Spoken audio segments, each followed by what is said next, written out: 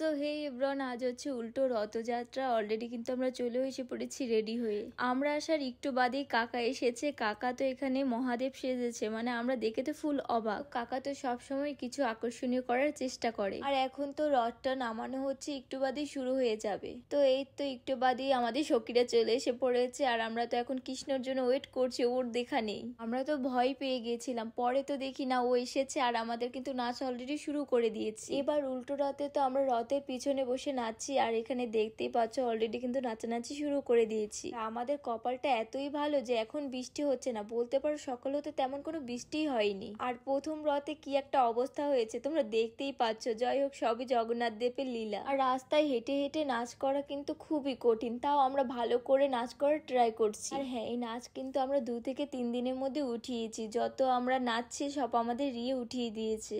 তবে প্রথম রথে আমরা যে দুটো নাচ করার প্ল্যান করেছিলাম ওবারে তেমন ঠিক করে হয়নি, তাই এবারেও আমরা সেই নাচেই নেচেছি। আমরা কি কি গানে নেচেছি সেই ভিডিও কিন্তু অলরেডি আপলোড করে দিয়েছি, তোমরা চাইলে দেখে আসতে পারো।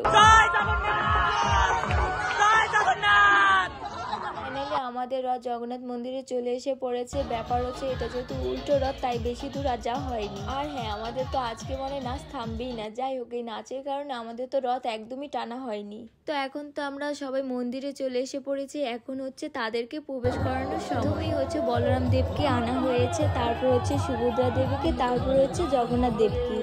জয় বলরাম দেব, জয় সুভদ্রা দেবী, জয় জগন্নাথ দেব। তো আমরা আবারও সবাই মিলে নাচানাচি শুরু করে দিয়েছি। আর তোমরা অনেকেই ভাবতে পারো আমরা কেন এইভাবে নাচ করছি, আসলে হরি নামে নাচ করতে ভালোই লাগে।